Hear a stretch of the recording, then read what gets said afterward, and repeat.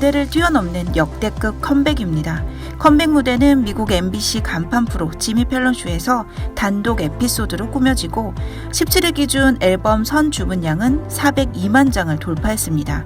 하지만 무엇보다 역대급이라 할 수 있는 것은 새 앨범에 담긴 20개의 트랙들과 그것들 사이의 밀도 높은 구성입니다. 데뷔 7주년 앨범의 7번 트랙은 블랙스완입니다.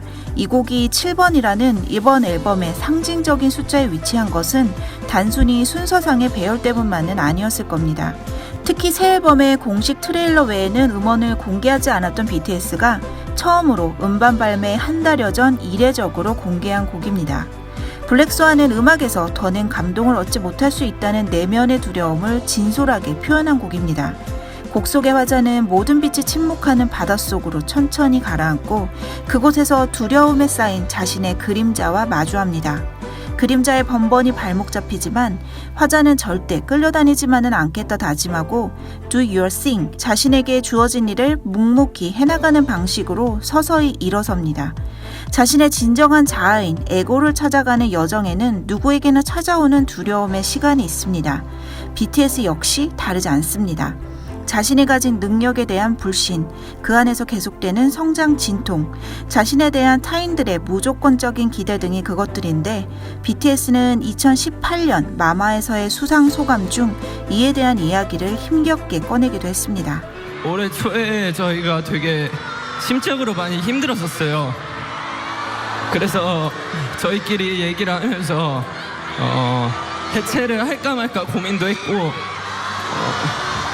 근데 다시 마음을 정말 다잡고 이렇게 당시 BTS의 신기록과 성과들은 스스로를 압박했을 것이고 내면의 두려움과 싸웠던 시간들은 현재 BTS로 오기 위한 필연적인 서사였습니다. 비극적인 상황 끝에 찾아오는 카타르시스처럼 말이죠.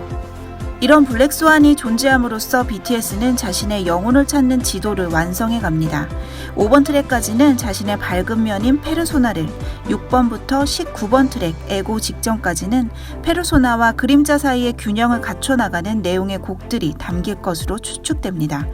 그중 특히 데뷔년도인 2013년에 발표한 N.O.를 그대로 뒤집어 놓은 타이틀곡 온과 We Are Bulletproof 파트 2의 대단원처럼 보이는 We Are Bulletproof The 이터널의 유기적 연결은 기쁨과 슬픔, 절망과 환희, 두려움과 자신감 등이 뒤섞였던 BTS의 과거와 현재, 미래가 결국 모두 다 BTS라는 결론을 상징적으로 드러냅니다. 제목만으로도 느껴지는 트랙리스트의 빈틈없고 기승전결이 확실한 구성은 이번 앨범을 위해 그들이 얼마나 오랜 시간 공을 들이고 기획해왔는지를 반증합니다. 앞서 말했듯 BTS 이번 컴백은 등장하는 매체와 쇼의 종류가 역대급인 것으로 알려졌습니다. 하지만 그 무엇보다 이번 컴백의 끝판왕은 그들이 완전히 새로운 레벨이라 말하는 새 앨범의 가장 잘하는 방식인 음악으로 담겨 있을 것입니다. You will know when you listen to our new album and watch performance that liking BTS was the best decision ever.